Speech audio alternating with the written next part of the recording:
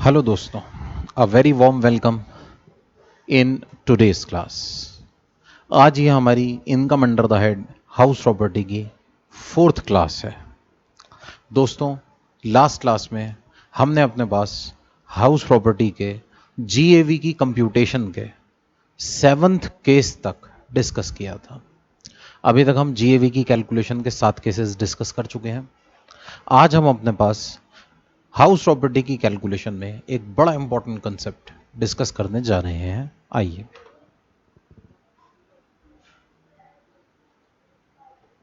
आज जो टॉपिक हम डिस्कस करने जा रहे हैं उसका नाम है अनरियलाइज्ड रेंट।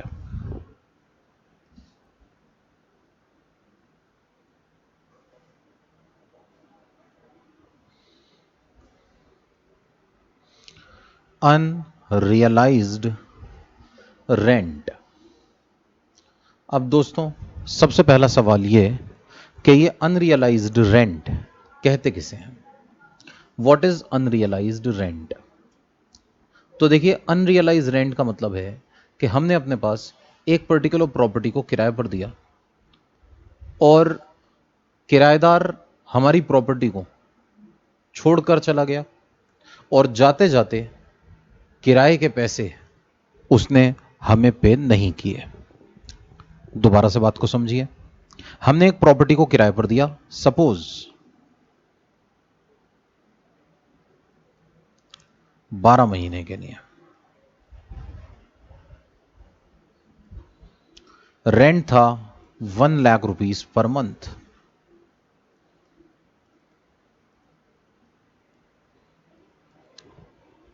इकतीस मार्च को हमारा किराएदार घर छोड़ के चला गया और जाते जाते वो हमारे 3 महीने के किराए के पैसे भी ले गया। उसने हमें 3 मंथ्स के पैसे रेंट के पे नहीं किए। तो अगर किराएदार किराए के पैसे लेकर भाग जाता है और हमें ये रेंट नहीं मिल पाता, ऐसे रेंट को इनकम टैक्स एक्ट नाम देता है अनरियलाइज्ड रेंट।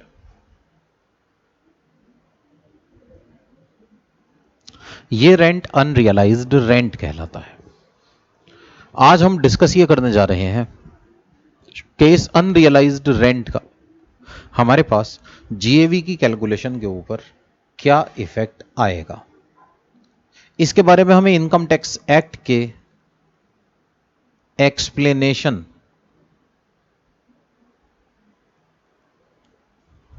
2 सेक्शन 23(1) में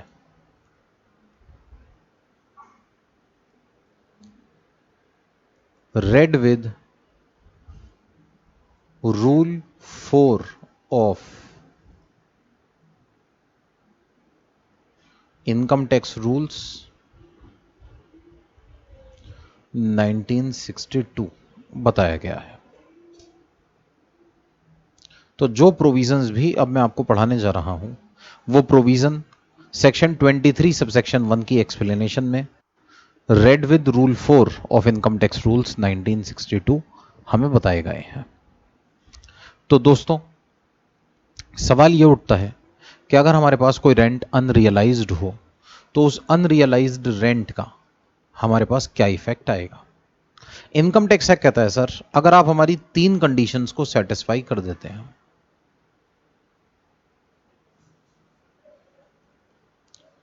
अगर आप हमारी 3 कंडीशंस को सेटिस्फाई कर देते हैं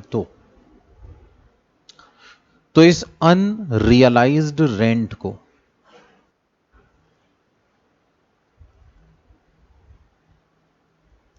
हम एक्सक्लूड कर देंगे।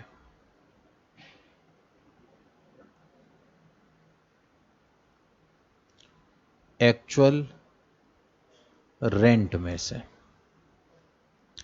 प्रोविजन को ध्यान से समझिए। इनकम टैक्स क्या कहता है, sir actual rent shall not include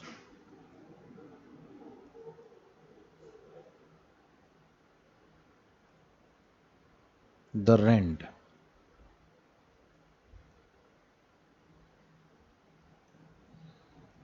which was receivable but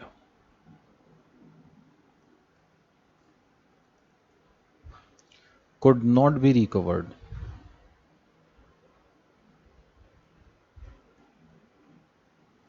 if all the following conditions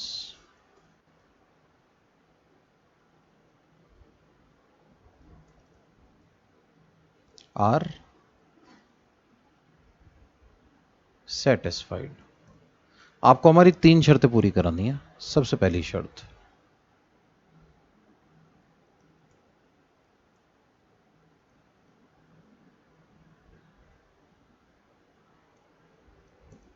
the defaulting tenant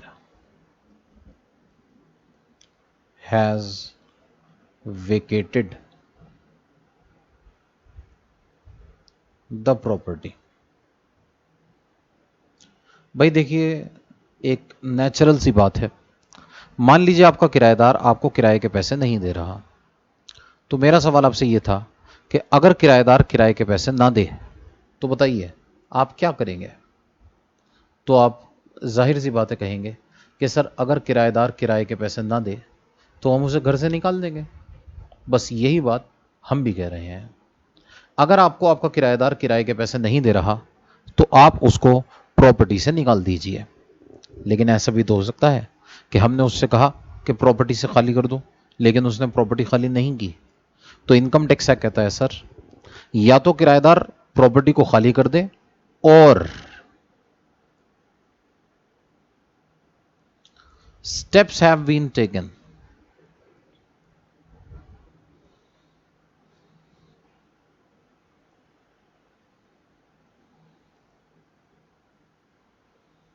to compel him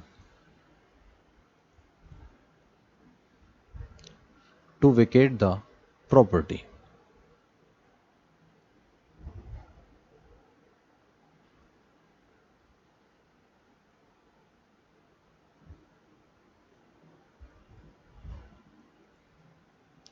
या तो किराएदार प्रॉपर्टी को खाली छोड़ के चला गया हो, नहीं तो आप स्टेप्स लीजिए प्रॉपर्टी को खाली कराने के लिए।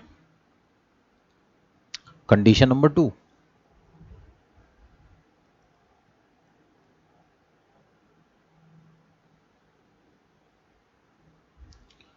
the defaulting tenant is not in occupation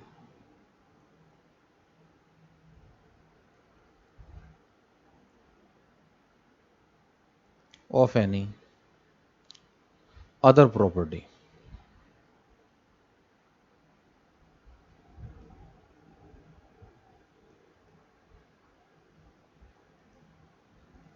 of the assessee। Defaulting tenant के पास आपकी कोई और प्रॉपर्टी नहीं होनी चाहिए जो आपने उसको किराए पर दी हो। और तीसरी और आखिरी कंडीशन,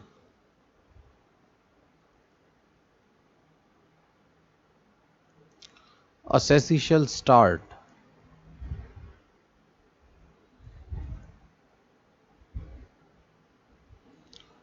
legal proceedings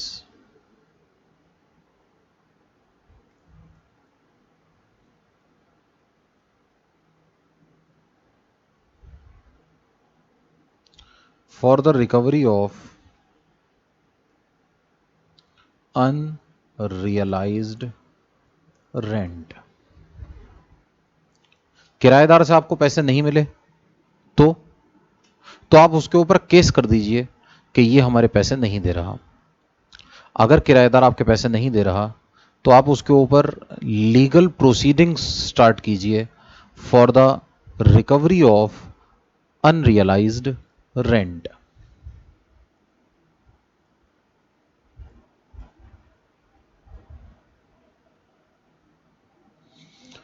आप उसके ऊपर केस कर दीजिए कि ये हमारे पैसे नहीं दे रहा। अच्छा, कभी कभी ऐसा होता है कि हमें ऐसा लगता है कि जी केस करने का फायदा नहीं होगा, हम कोर्ट कचहरी के चक्कर में नहीं पड़ना चाहते हैं, हम कोर्ट के बार बार चक्कर नहीं लगाना चाहते हैं, तो क्या करें? इनकम टैक्स क्या कहता है? सर, आप अपनी इन प्रॉब्लम्स के बारे में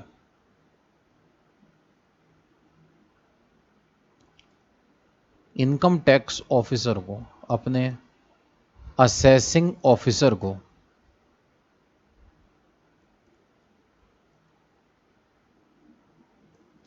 अपने एओ को जाकर समझाइए, उसको बताइए, उसको सेटिस्फाई कीजिए।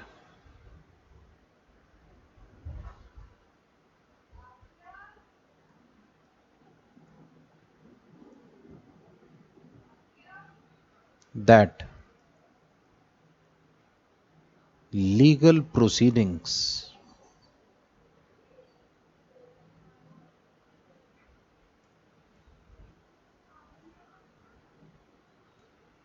Would be useless.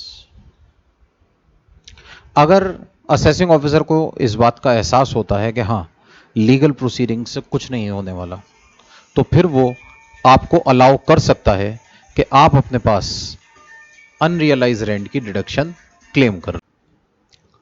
तो दोस्तों, अगर असेसिंग ऑफिसर के सामने इस बात को साबित कर देता है कि रेंट की रिकवरी पॉसिबल नहीं है, तो असेसिंग ऑफिसर उसे अलाउ कर सकता है कि वो अपने पास अनरियलाइज रेंट को अपने एक्चुअल रेंट में से माइनस कर दे। एक्चुअल रेंट में से, ध्यान से देखिएगा, actual rent shall not include.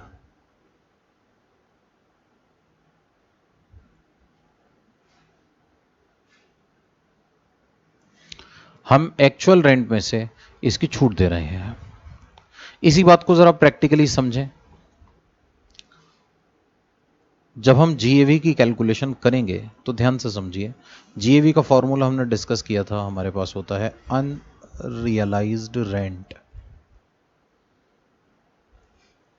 और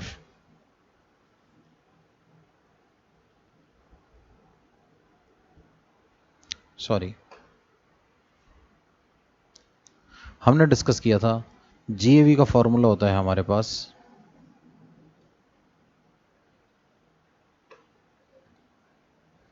expected rent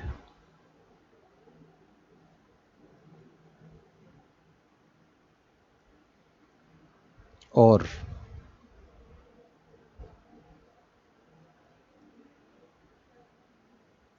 actual rent received और रिसीवेबल, और इसमें से हम माइनस कर देंगे अनरियलाइज्ड रेंट को,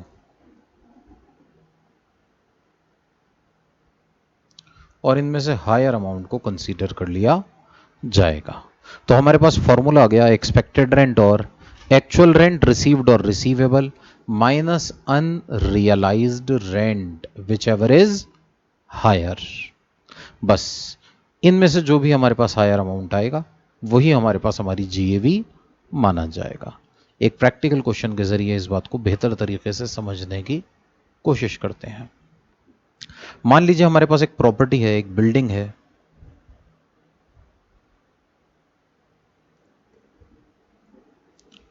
जिसका एक्सपेक्टेड रेंट मान लेते हैं हमारे पास 8.5 लाख रुपए पर एनम है। हमने इस बिल्डिंग को लेट आउट किया है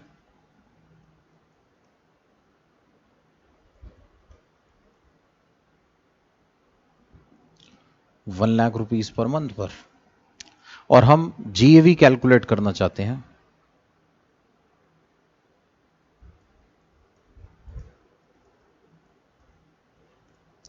अगर अनरियलाइज्ड रेंट है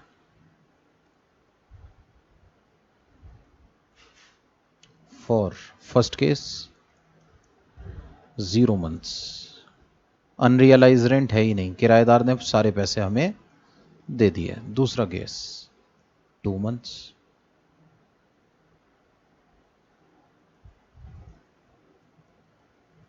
3 months,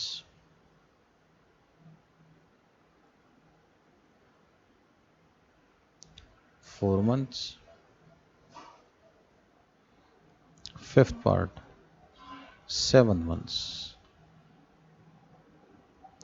आइए एक एक करके अब हम जीवी की कैलकुलेशन करते हैं। फर्स्ट केस में मैंने ये माना है कि कोई अनरियलाइज रेंट ही नहीं है, तो एक्सपेक्टेड रेंट 8.5 लाख रुपए, एक्चुअल रेंट 12 लाख रुपए, whichever is higher, 12 lakh रुपए हमारे पास हमारी जीएवी होगी। सेकंड केस, जीएवी का फॉर्मूला होगा एक्सपेक्टेड रेंट और एक्चुअल रेंट रिसीव्ड और रिसीवेबल माइनस अनरियलाइज्ड रेंट दोस्तों, whichever is higher. Expected rent हमें 8.5 लाख रुपए गिवन है,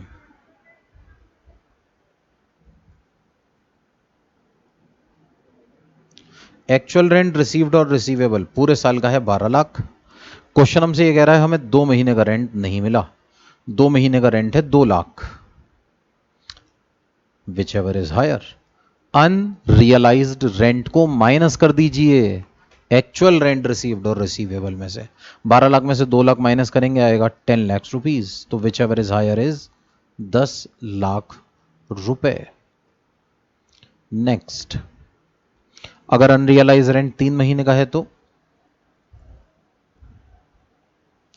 हमारे पास जीएवी का फॉर्मूला है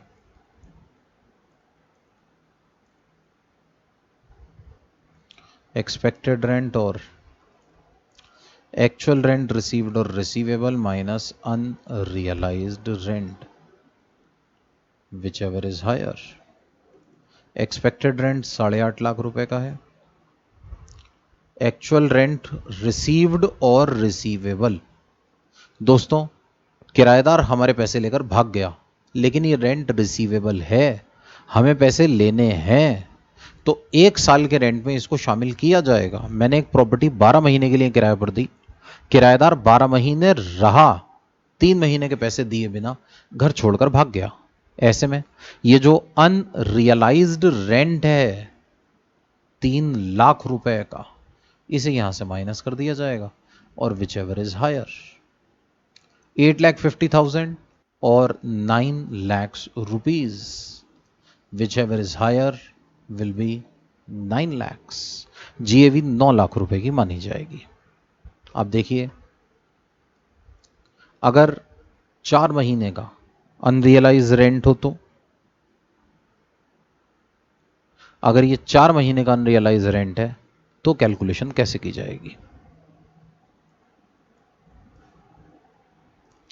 जीएवी का फॉर्मूला होगा एक्सपेक्टेड रेंट और एक्चुअल रेंट रिसीव्ड और receivable minus unrealised rent, whichever is higher. Expected rent हमारे पास 8.5 लाख का है, एक्चुअल रेंट है 12 लाख का, माइनस अनरियलाइज रेंट है 4 lakh, whichever is higher आप निकालेंगे तो 8.5 लाख रुपए आएगा। ये होगा हमारा जीएवी का अमाउंट। बिल्कुल इसी तरह से 5th case,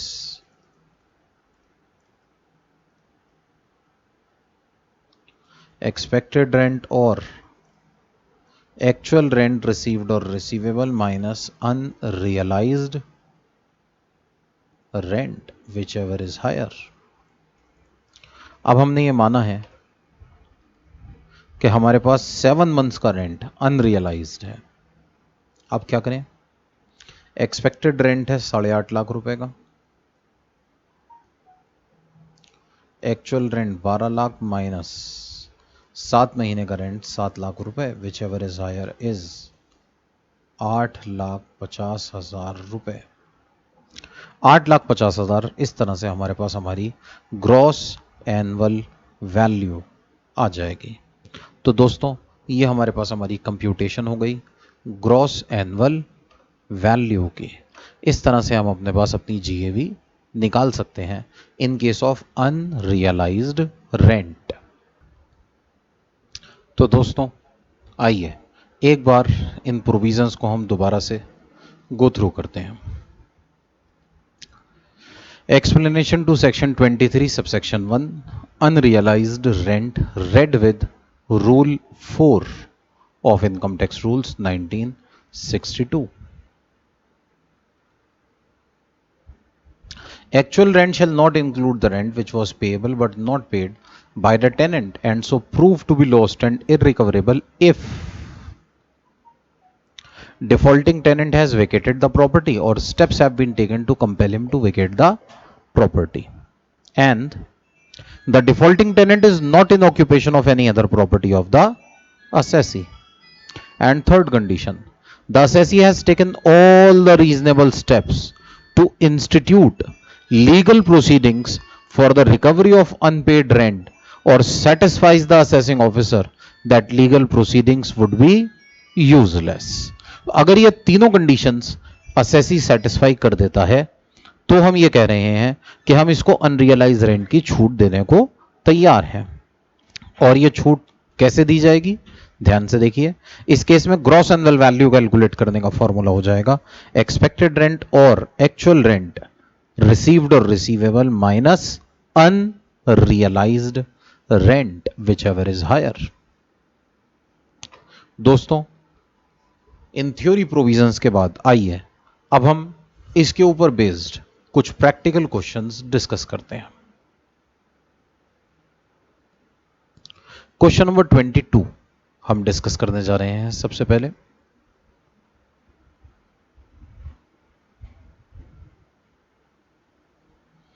calculate income under the head house property. Fair rental value हमें बताई जा रही है 15 लाख रुपए, म्यूनिसिपल वैल्यू हमें बताई जा रही है 12 लाख रुपए, स्टैंडर्ड रेंट गिवन नहीं है। याद कीजिए दोस्तों, जब स्टैंडर्ड रेंट गिवन नहीं होता है इसका मतलब यह होता है कि हमारे पास हमारी प्रॉपर्टी रेंट कंट्रोल एक्ट में कवर नहीं होती। फॉर्मूला सेम है FRV और MV whichever is higher,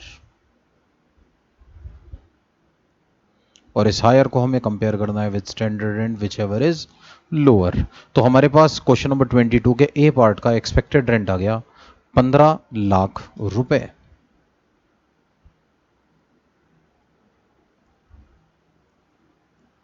actual rent received और रिसीवेबल, ध्यान से देखिए क्वेश्चन हमें बता रहा है एक्चुअल रेंट 1.5 लाख रुपए महीना है, एक साल का एक्चुअल रेंट हो गया 18 लाख रुपए।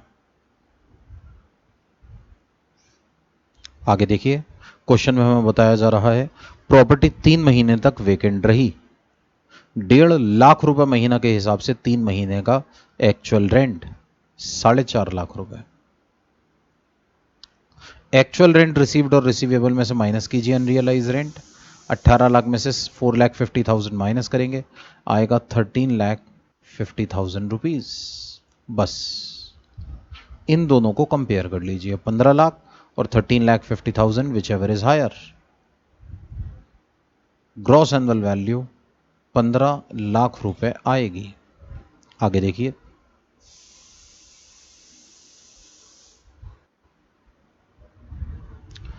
आगे हमें बता रहे हैं कि म्यूनिसिपल टैक्स का अमाउंट है 25% ऑफ म्यूनिसिपल वैल्यू।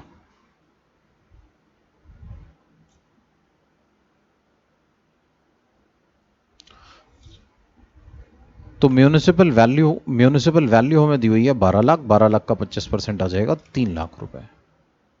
15 लाख में से माइनस करेंगे 3 लाख, आंसर आएगा हमारे पास 12 लाख रुपए। स्टैंडर्ड डिडक्शन हमें देना है 3,60,000 का आ जाएगा। और ध्यान से देखिए इंटरेस्ट ऑन बोरोड कैपिटल दिया हुआ है 3 लाख पर एनम, एक साल का अमाउंट है 3 लाख रुपए। Whole amount is outstanding. याद कीजिए हम कई बार डिस्कस कर चुके हैं म्यूनिसिपल टैक्स पे हो या ना हो, यह हमारे लिए बड़ी इंपॉर्टेंट बात है म्यूनिसिपल टैक्स पे होगा तो डिडक्शन मिलेगी, नहीं होगा तो नहीं मिलेगी। लेकिन जब हम बात करते हैं अपने पास इंटरेस्ट ऑन बोरोड कैपिटल की, तो इंटरेस्ट ऑन बोरोड कैपिटल पे हुआ या नहीं हुआ ये बात इररेलेवेंट होती है। इस केस में ये होल अमाउंट आउटस्टैंडिंग है, दिस इज इररेलेवेंट, हमें फुल 3 लाख रुपीस की डिडक्शन मिलेगी। तो 12 लाख में से हम माइनस करेंगे अपने पास 3,60,000 और 3 लाख, आंसर आएगा 5,40,000 रुपीज, 5,40,000 रुपए। आगे देखिए next, fair rental value 12,50,000, municipal value 14,50,000 whichever is higher, 14,50,000 और 9 lakh standard rent whichever is lower. Expected rent आ जाएगा हमारे पास 9 लाख रुपीज।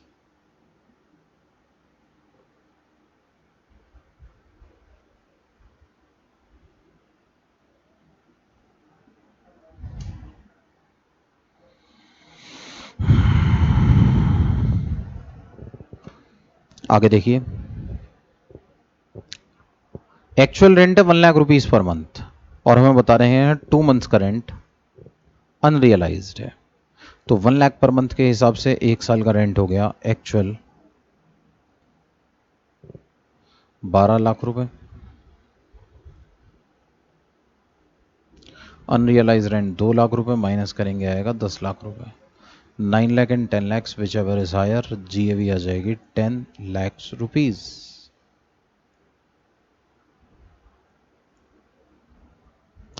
आगे देखिए, म्यूनिसिपल टैक्स पेड, हमें बता रहे हैं म्यूनिसिपल टैक्स 2 लाख के हैं, 1/2 इज आउटस्टैंडिंग, इसका मतलब हमने सिर्फ 1 लाख ही पे किया होगा, 1 लाख रुपए की रिडक्शन मिलेगी। Net annual value 9 lakh rupees.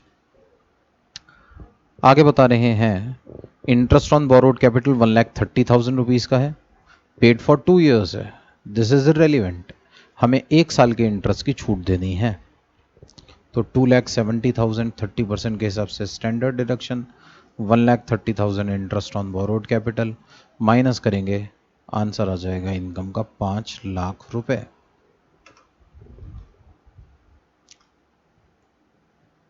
Next question, fair rental value 6 lakh, municipal value 750 whichever is higher, 750 और 750 और 8 lakh whichever is lower, answer is 7,50,000 rupees.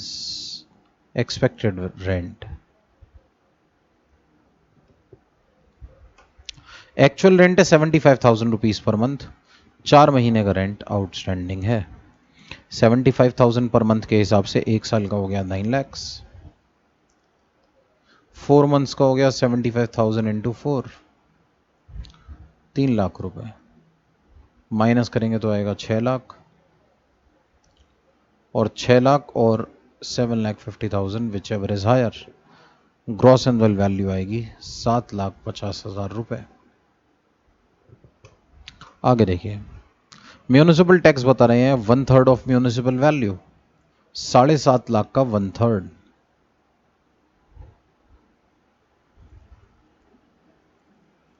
2,50,000। Question कह रहा है 1/5 आउटस्टैंडिंग, इसका मतलब पेमेंट हुआ होगा 4/5 का, 4/5 is 2 lakh rupees. Municipal tax paid 2 lakh, answer आ जाएगा 5.5 लाख। डिडक्शन देंगे 1,65,000 रुपीज, और ध्यान से देखिए इंटरेस्ट हमें बता रहे हैं इंटरेस्ट 2.5 लाख रुपए का है।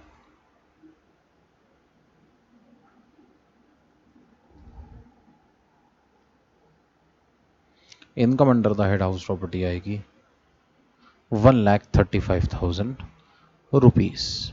तो दोस्तों इस तरह से हमने अपने पास ये कैलकुलेशन कर ली income under the head house property की in case of unrealised rent. अगर हमारे पास रेंट अनरियलाइज्ड है तो हम अपने पास कैलकुलेशन कैसे करेंगे ये हम अपने पास डिस्कस कर रहे थे। आइए अब हम चलते हैं हमारे अगले कंसेप्ट की तरफ, जिसका नाम है रिकवरी ऑफ अनरियलाइज्ड रेंट। अभी तक हम ये डिस्कस कर रहे थे कि अगर हमारे पास हमारा रेंट हमें रिसीव नहीं हो पाता है तो क्या होगा, अनरियलाइज्ड हो जाता है तो क्या होगा। अब हम ये कह रहे हैं कि सोचिए, जो रेंट अनरियलाइज्ड हुआ था ना, वो फ्यूचर में मिल गया।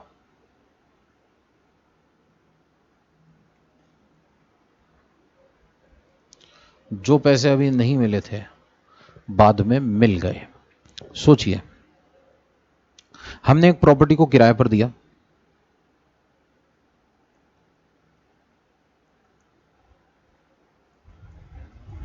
इसका एक्सपेक्टेड रेंट था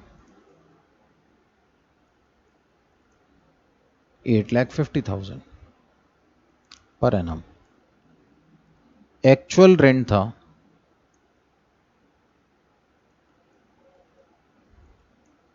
1 लाख रुपीज पर मंथ।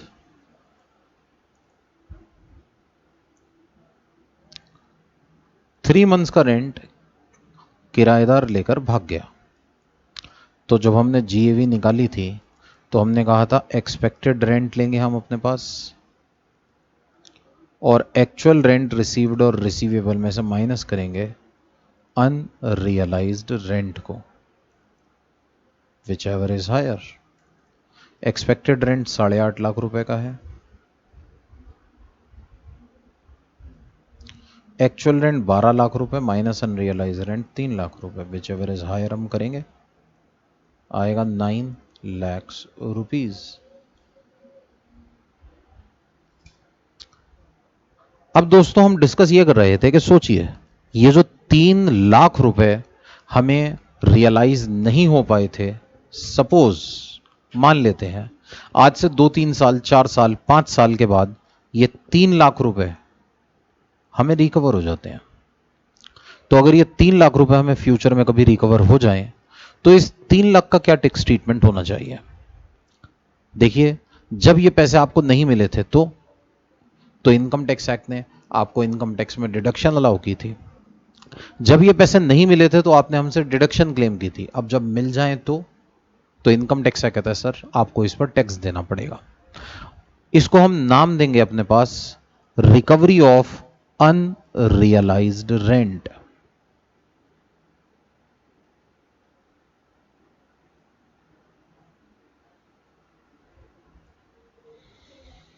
और इनकम टैक्स क्या कहता है, सर इसके ऊपर आपको टैक्स देना होगा, any amount of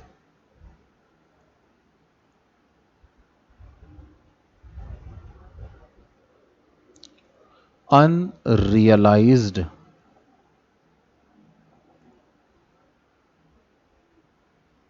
rent recovered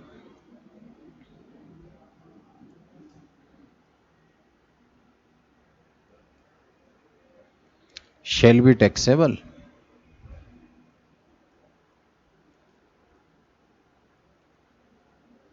under the head house property.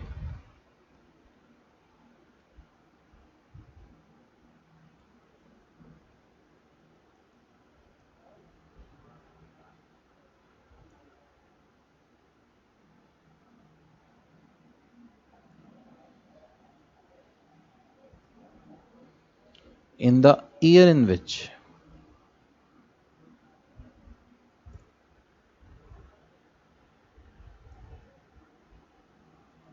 such rent is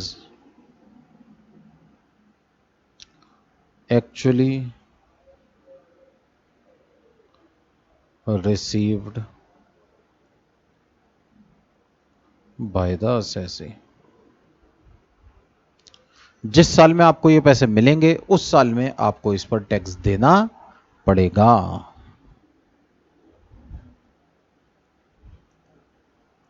और दोस्तों, डिडक्शन अंडर सेक्शन 24, सेक्शन 24 में हमने डिस्कस किया था 2 डिडक्शंस होती हैं।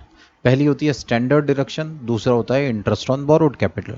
इंटरेस्ट ऑन बोरोड कैपिटल की डिडक्शन हमें एक्रूवल बेसिस पर हाथ के हाथ मिल जाती है जिस साल का इंटरेस्ट होता है। अब हम कह रहे हैं स्टैंडर्ड डिडक्शन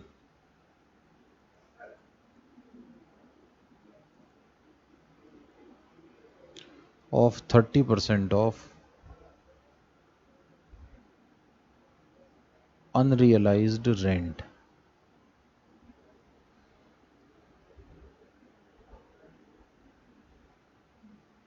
रिकवर्ड। यहां पे अभी मैं कुछ और लिखने जा रहा हूं आपके लिए।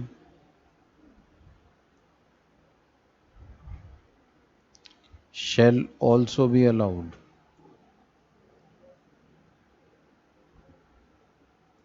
आपको स्टैंडर्ड डिडक्शन मिलेगी, ये डिडक्शन आपको दी जाएगी, कोई चिंता वाली बात नहीं है। और तीसरी और आखिरी बात सुन लीजिए,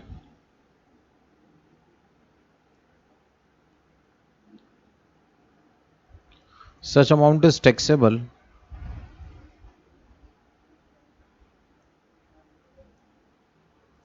under the head house property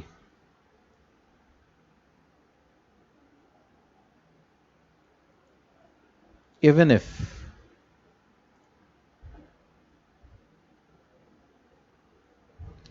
assessee is not the owner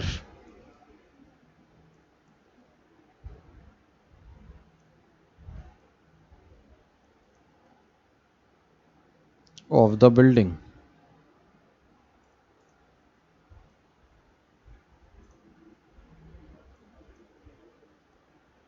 in the year of recovery or receipt। जिस साल में आपको ये पैसे मिले, अगर आप उस साल में प्रॉपर्टी के मालिक नहीं भी हैं तो भी ये इनकम हाउस प्रॉपर्टी में ही टैक्सेबल की जाएगी। दोस्तों, इसका प्रेजेंटेशन प्रैक्टिकल क्वेश्चन में कैसे दिया जाएगा, ध्यान से समझिए।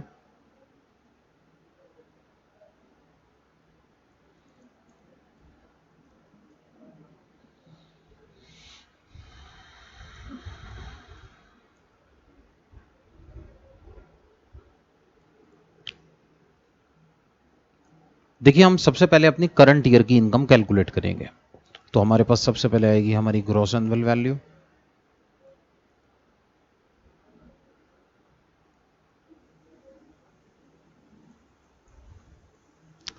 ये हमारी करंट ईयर का जीएवी का अमाउंट है। फिर हम यहां से लेस करेंगे म्यूनिसिपल टैक्स पेड, जो हमारा करंट ईयर का अमाउंट है।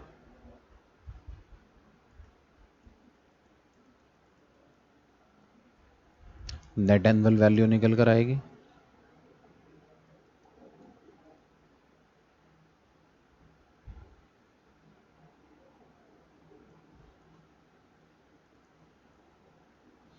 फिर हम इसमें से लेस करेंगे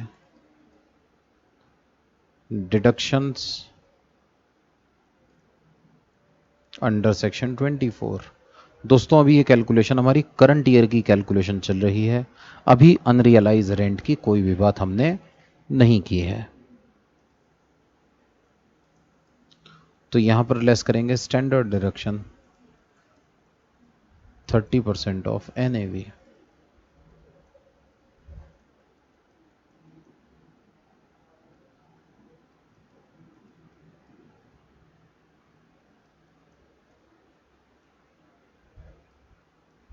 और interest on borrowed capital.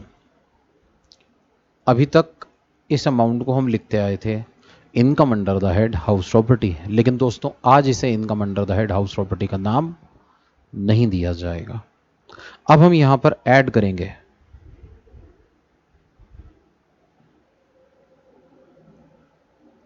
Recovery of unrealised rent inner column में, और इसमें से लेस किया जाएगा standard deduction 30% of unrealised rent recovered.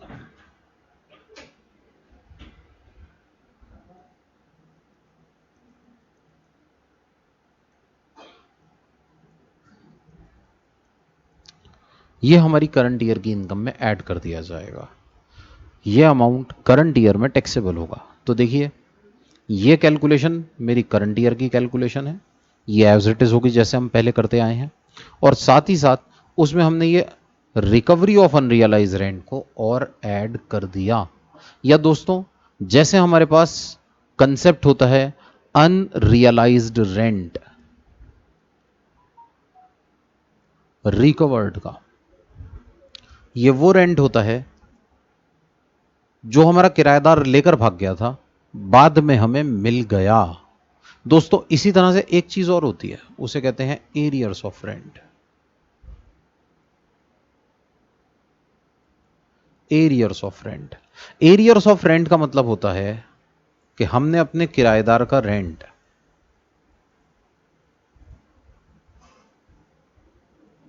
Increase कर दिया है,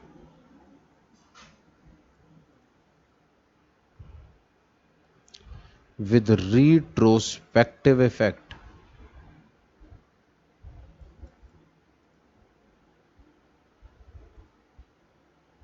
दोस्तों, रिट्रोस्पेक्टिव इफेक्ट का मतलब होता है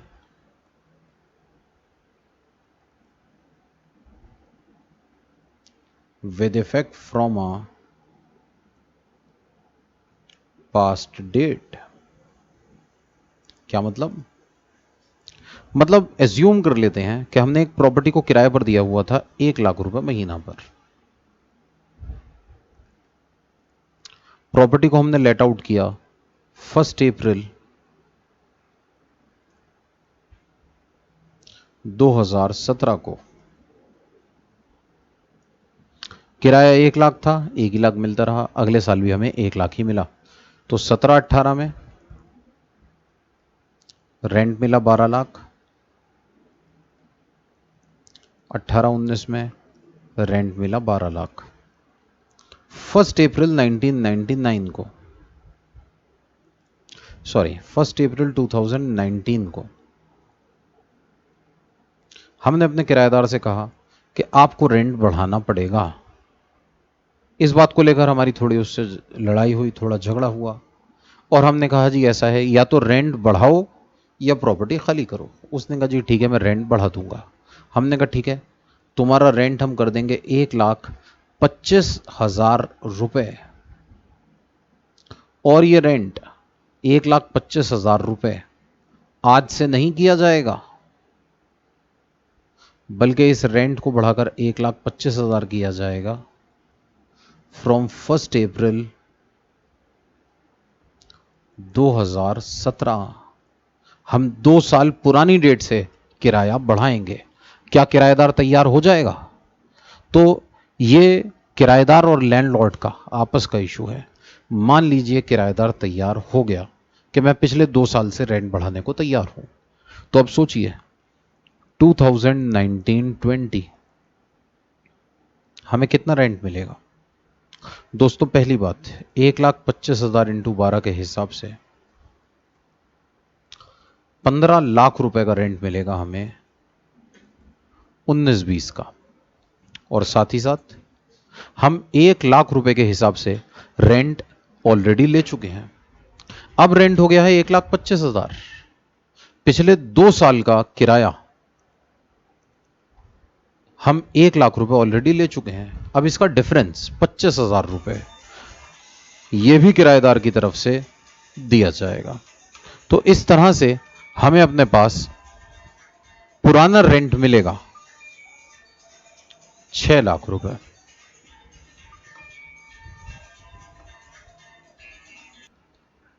तो दोस्तों, इस तरह से 15 लाख रुपए करंट ईयर के, 6 लाख रुपए पुराने, हमें टोटल 21 लाख रुपए रिसीव होंगे। ये 15 लाख रुपए हमारी करंट ईयर की इनकम है, और ये 6 लाख रुपए जो हमें पुराने मिले, इसे हम बुलाएंगे arrears of rent. Income tax act हमें अपने पास सेम ट्रीटमेंट बताता है इस अरियर्स ऑफ रेंट का।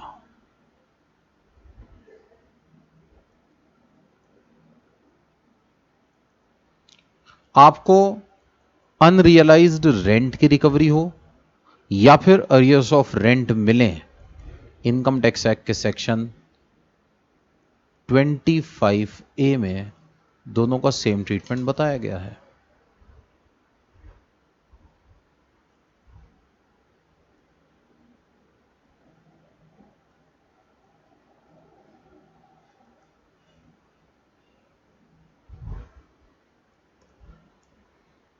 तो any amount of unrealized rent received, recovered, or arrears of rent received shall be taxable under the head house property in the year in which such rent is actually received by the assessee. Deduction under section 24, that is standard deduction of 30% of unrealized rent recovered or arrears of rent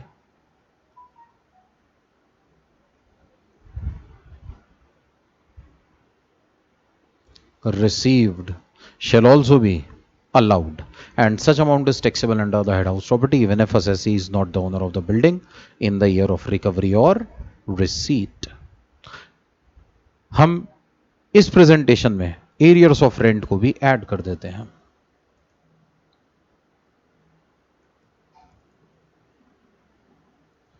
तो arrears of rent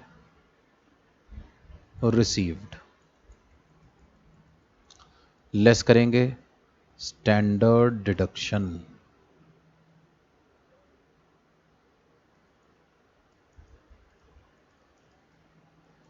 %30 of arrears.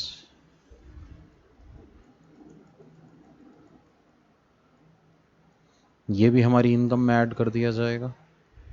और बस दोस्तों, अब इन सब को जोड़ के जो कुछ आएगा उसको हम नाम देंगे इनकम अंडर द हेड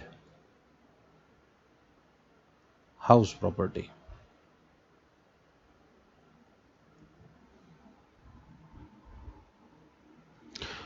तो दोस्तों, सबसे पहले हमने अपने पास डिस्कस किया था अनरियलाइज रेंट का ट्रीटमेंट, और फिर हमने अपने पास डिस्कस किया अनरियलाइज रेंट की रिकवरी का ट्रीटमेंट। अगर हमारे पास अनरियलाइज रेंट के पैसे फ्यूचर में रिकवर हो जाते हैं तो उसको कैसे इफेक्ट दिखाया जाएगा। आइए, जैसा भी हमने क्वेश्चंस डिस्कस किए थे अनरियलाइज्ड रेंट के, अब हम डिस्कस करने जा रहे हैं कि अगर हमारे पास अनरियलाइज रेंट रिकवर हो जाता है तो हम अपने पास इसका किस तरह से इफेक्ट दिखाएंगे।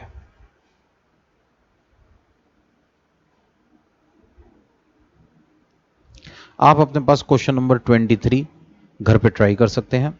जैसा भी मैंने आपको क्वेश्चन नंबर 22 कराया था, ये बिल्कुल क्वेश्चन नंबर 22 की तरह है, जिसमें हमारे पास अनरियलाइज्ड रेंट का इफेक्ट हमें दिखाना है। अब हम करने जा रहे हैं क्वेश्चन नंबर 24, और क्वेश्चन नंबर 24 में हम अनरियलाइज रेंट और साथ ही अनरियलाइज रेंट रिकवर्ड के बारे में बात करेंगे। तो सबसे पहले हमें बता रहे हैं, हमारे पास हमारी फेयर रेंटल वैल्यू है 5 लाख रुपए, म्यूनिसिपल वैल्यू है 7.5 लाख रुपए, स्टैंडर्ड रेंट क्वेश्चन में गिवन नहीं है, तो विच एवर इज हायर। दोस्तों 7,50,000, एक्चुअल रेंट 75,000 रुपये महीना के हिसाब से 1 साल का 9 लाख रुपए। तो हम सबसे पहले अपने पास क्वेश्चन में कैलकुलेशन करेंगे GAV की। एक्सपेक्टेड रेंट 7.5 लाख रुपए, एक्चुअल रेंट 9 लाख रुपए, माइनस कीजिए 2 मंथ्स का अनरियलाइज्ड रेंट 75,000 रुपये महीना के हिसाब से 2 महीने का हो गया 1,50,000 रुपीज। माइनस करेंगे तो ये भी आ जाएगा 7,50,000, और बस 7,50,000 एंड 7,50,000 हायर 7,50,000 ही आ जाएगा। आइए, ग्रॉस एनुअल वैल्यू 7,50,000 रुपए। आगे बता रहे हैं म्यूनिसिपल टैक्स पेड है हमारे पास 1,50,000 का, इंटरेस्ट ऑन बोरोड कैपिटल है 2 लाख रुपए का। 1,50,000 म्यूनिसिपल टैक्स माइनस करके आएगा 6 lakh, standard deduction 1,80,000 rupees, interest on borrowed capital 2 lakh rupees. दोस्तों, अभी तक ये जो आंसर हमारे पास निकल कर आता था 2,20,000, इसको हम नाम दिया करते थे income under the head house property का, लेकिन अब ऐसा नहीं होगा। अब हमें क्वेश्चन में बताया जा रहा है हमें 3,30,000 रुपीज का अनरियलाइज रेंट रिकवर हुआ। ये अनरियलाइज रेंट रिकवर्ड 3,30,000, और दोस्तों इस 330 का 30%, 30% निकालना है अनरियलाइज रेंट रिकवर्ड का 99,000 रुपीज। ये आ गया 2,31,000, और बस इस ए और बी को आपस में जोड़ दीजिए, 220 प्लस 231, आंसर आ जाएगा 4,51,000 रुपीज। आइए एक पार्ट और करते हैं। FRV 12 लाख, MV 9 lakhs, whichever is higher. 12 lakhs rupees, 12 lakh and 6 lakh, whichever is lower. Expected rent आ जाएगा 6 लाख रुपए।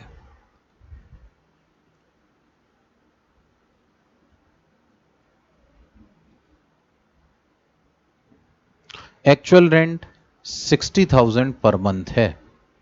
60,000 पर मंथ के हिसाब से 12 मंथ्स का हमारे पास रेंट हो गया 7,20,000। आगे देखिए,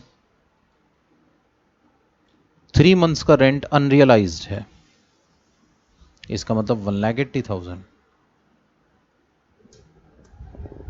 7,20,000 माइनस 1,80,000, ये आ जाएगा 5,40,000 रुपीज। एंड 540 और 6 lakhs को आप कंपेयर करेंगे, higher amount shall be 6 lakhs। GAV हो जाएगी 6 लाख रुपए।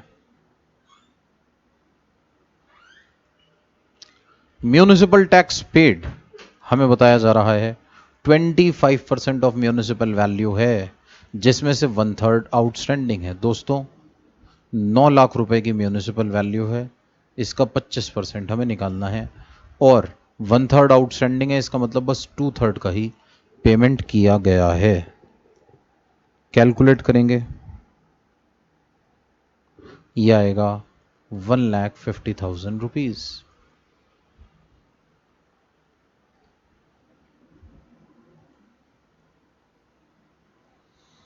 $4,50,000, 30%, 1,35,000 रुपीज। आगे देखिए, interest on borrowed capital 3,50,000 per annum है, एक साल का 3.5 लाख। पेमेंट 2 साल का हुआ है, ये इररिलेवेंट है। हमें यह देखना है कि हमारे पास एक साल का रेंट कितना। दोस्तों आंसर नेगेटिव आ रहा है 35,000। आगे बता रहे हैं अनरियलाइज रेंट रिकवर्ड है 1,85,000 का।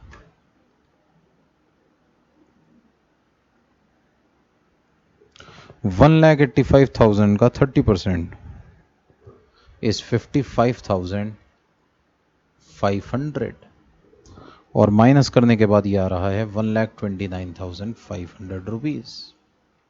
35,000 नेगेटिव और 1,29,500 पॉजिटिव। आप आंसर निकालेंगे तो आएगा 94,500 रुपीज। इसी तरह से सी पार्ट आप लोगों के होमवर्क की प्रैक्टिस के लिए है, आप इसके सी पार्ट की कैलकुलेशन करके जरूर देखें।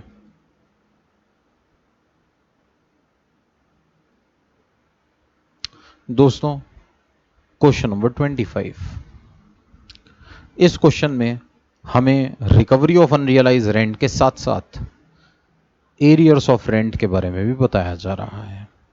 देखिए हमारी सारी कैलकुलेशन सेम है, बस क्वेश्चंस में डिफरेंस ये आ रहा है कि हमें लास्ट में रिकवरी ऑफ अनरियलाइज रेंट और एरियर्स ऑफ रेंट ऐड करके दिखाना होगा।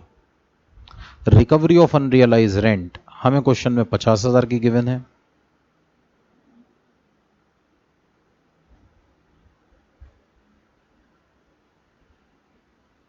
स्टैंडर्ड डिडक्शन इसका 30% होगा, 30% ऑफ अनरियलाइज्ड रेंट रिकवर्ड 15,000, ये आ जाएगा 35,000। तो जो भी मेरा करंट ईयर की इनकम का अमाउंट आएगा उसमें ये 35,000 अनरियलाइज रेंट रिकवर्ड के जुड़ेंगे। और देखिए एरियर्स ऑफ रेंट मिला है 1 लाख रुपीज, 30% की डिडक्शन दूंगा 30,000 रुपये, बैलेंस बचा 70,000 रुपीज। ये भी ऐड कर दिया जाएगा मेरे करंट ईयर की इनकम के अमाउंट में। आइए अब करंट ईयर की इनकम निकालते हैं। क्वेश्चन में बता रहे हैं एफआरवी और एमवी विच एवरेज हायर, 15 लाख रुपए। स्टैंडर्ड रेंट क्वेश्चन में गिवन नहीं है, एक्सपेक्टेड रेंट हो गया 15 लाख रुपए।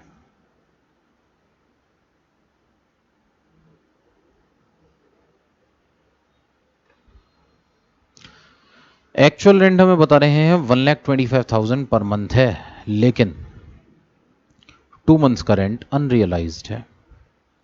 तो 1,25,000 के हिसाब से एक साल का एक्चुअल रेंट 15 लाख, 2 साल का अनरियलाइज, 2 महीने का अनरियलाइज रेंट 2,50,000 माइनस करेंगे तो आएगा 12,50,000 रुपए।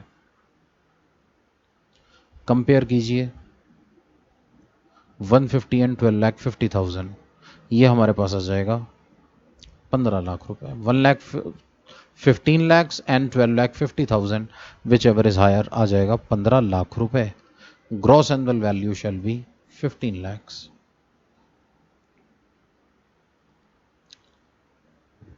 म्यूनिसिपल टैक्स पेड हमें बता रहे हैं 1/3 ऑफ म्यूनिसिपल वैल्यू है, 20% आउटस्टैंडिंग है। म्यूनिसिपल वैल्यू 15 लाख रुपए की थी, तो 15 लाख का 1/3, 20% आउटस्टैंडिंग है, इसका मतलब 80% पेड है। ये आ जाएगा 4 लाख रुपए। Municipal tax paid 4 lakhs, minus करेंगे आएगा 11 lakhs rupees.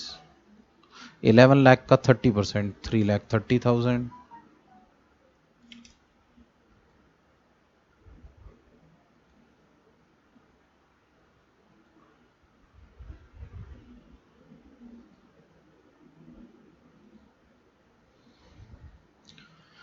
Interest on borrowed capital है 4,20,000 रुपीज का, 420 का interest on borrowed capital paid for 2 years।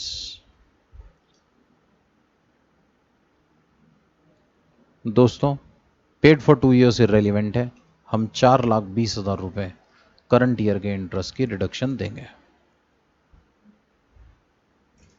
तो बस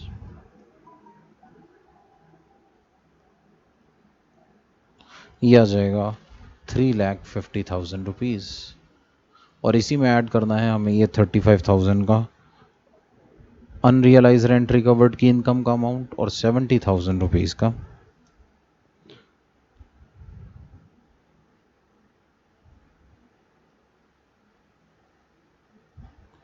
एरियर्स का अमाउंट। आंसर आ जाएगा 4,55,000 रुपीज। तो income under the head house property 4,55,000 रुपए, केस नंबर 1 में। दोस्तों इसी तरह से आप इसके पार्ट 2, 3, 4, 5 ट्राई कर सकते हैं।